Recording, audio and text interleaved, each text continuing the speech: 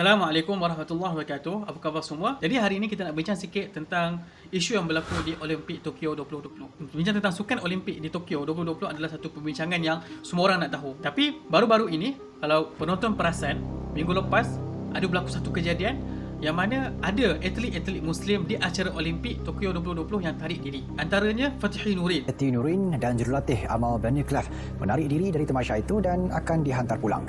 Dan diikuti pula player-player yang lain. Dan Fatih Nurin tersebut, beliau adalah wakil dalam sukan judo. Dan apabila kami post perkara tersebut dalam media sosial kami, ramai yang komen. Ada yang positif, ada yang negatif. Ada yang mengatakan bahawa kenapa tak join je, belasah cukup-cukup lawan daripada Yahudi tersebut. Kenapa tak join sahaja? Kan dah kalah. Kenapa tak join sahaja? Rugi datang jauh-jauh. Saya nak ajak penonton semua, dalam isu ni kita jangan tengok part sukan sahaja. Kita kena tengok aspek yang lagi luas lagi. Kalau kita tengok bagaimana respon player tersebut, anda boleh tonton video ini. كنت أن أنتصر بميدالية ولكن انتصرت بقضية وهذا شرف لي لما نشوف الفلسطينيين فرحانين بي لما نشوف أن الكيان الصهيوني غضب من هذا الانسحاب فهذا لي شرف وأعتز به ولن أرجع عن قراري وإن كلفني الأمر ما لا أطيق. Mereka semua berbangga dengan perbuatan mereka. Mereka tak pun kata kalau aku masuk aku boleh belasah cukup-cukup pemain Yahudi ini.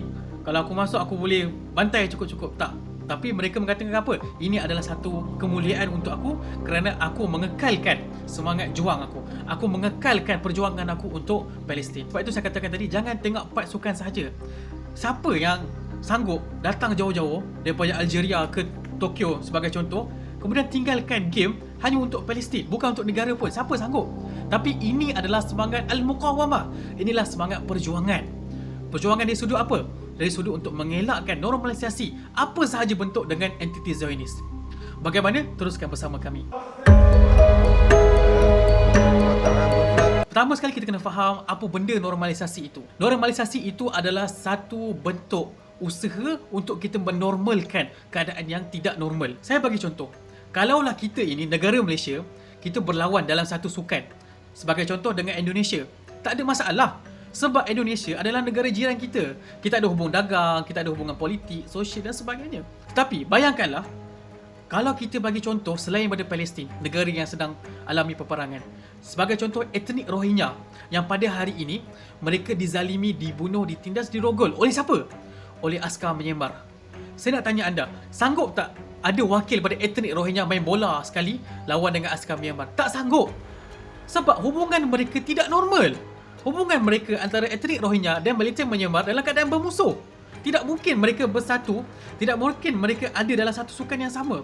Mustahil. Jadi apabila ada pihak yang melakukan sukan antara etnik Rohingya dan militer Myanmar, seolah-olah berlaku satu usaha untuk menormalkan hubungan antara etnik Rohingya dan militer Myanmar.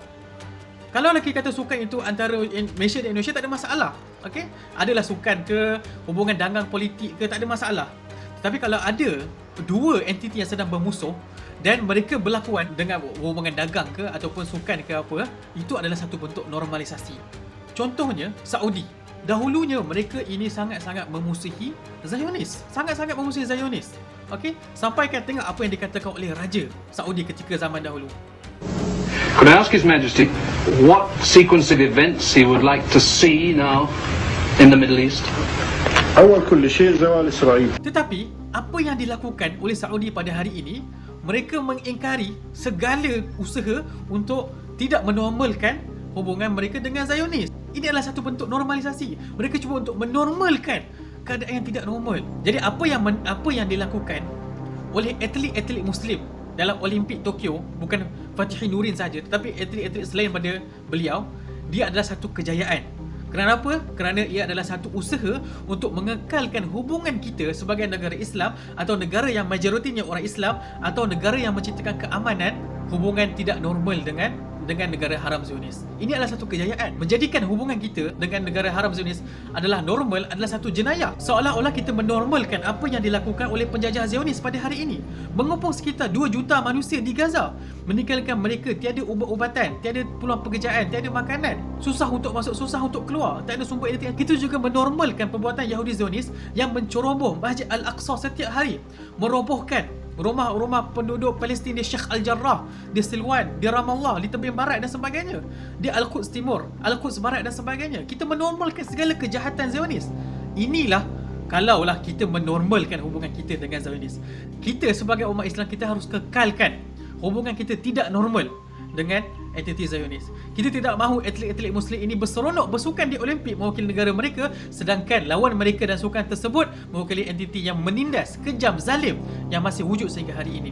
Dan kalaulah menangnya atlet Muslim tersebut, ya betul, dia membanggakan negara mereka, membanggakan diri mereka, nama mereka dan sebagainya, tetapi ia sedikit pun tidak mengurangkan kezaliman Zionis. Tetapi kalau kita meninggalkan atlet Yahudi tersebut, kita seolah-olah memberi signal kepada atlet Yahudi tersebut bahawa mereka ini tidak pernah wujud pun, mereka ini tidak layak pun untuk bertanding di Olimpik Tokyo 2020, sebab mereka ini tidak sepatutnya berada di sini, sebab negara mereka adalah negara penjajah, negara yang jahat, yang zalim, dan mereka tidak sepatutnya pun dipanggil sebagai sebuah negara yang berdaulat. Jadi itulah sedikit sebanyak tentang kejayaan yang dilakukan oleh Fathi Nurrin baru-baru ini. Sekian itu sahaja. Jangan lupa subscribe, share video-video kami. Assalamualaikum warahmatullahi wabarakatuh.